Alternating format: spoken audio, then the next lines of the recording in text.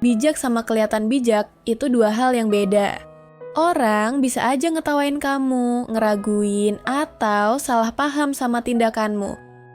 Tapi bijak yang sebenarnya itu ketika kamu tahu apa yang kamu lakuin dan tetap tenang walau orang lain ngeraguin.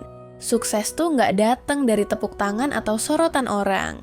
Sukses datang dari sabar, pede yang kalem, dan bisa bikin keputusan pas di waktu yang tepat.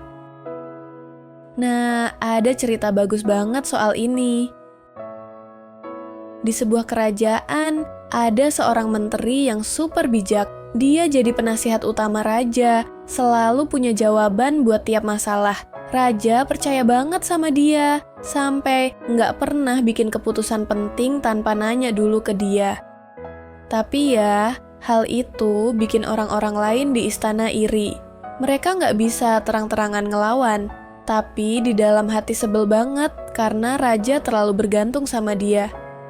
Suatu hari, raja manggil menteri itu dan bilang, "Kamu emang bijak banget, tapi anakmu kelihatannya bodoh."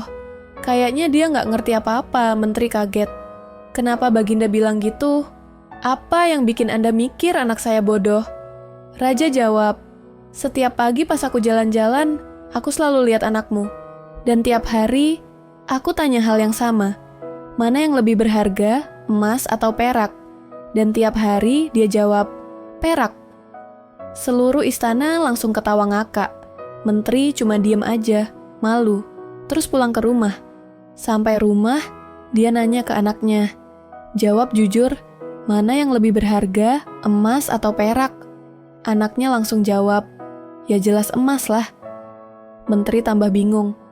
"Terus kenapa tiap hari kamu bilang ke raja kalau perak lebih berharga?" Si anak santai aja jawab, "Ayah, tiap pagi raja selalu naruh 2 koin di depan aku. 1 emas, 1 perak. Terus dia bilang, 'Ambil yang lebih berharga.' Aku selalu ambil yang perak." Dia ketawa, terus pergi. Menteri makin heran. "Kenapa kamu malah ambil perak terus?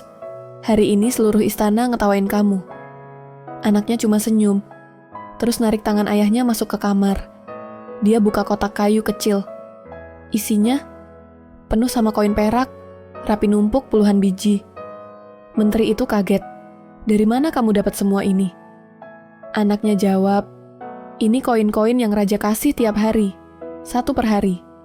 Kalau suatu hari aku ambil koin emas dan kasih jawaban yang benar, raja bakal sadar kalau aku sebenarnya tahu.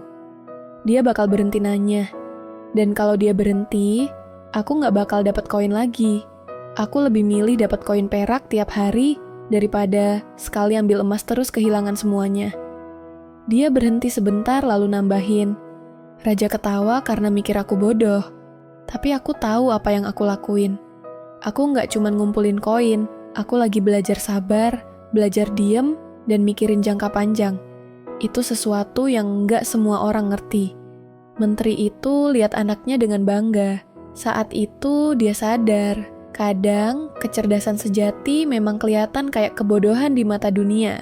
Tapi orang bijak nggak perlu ngebuktiin apa-apa.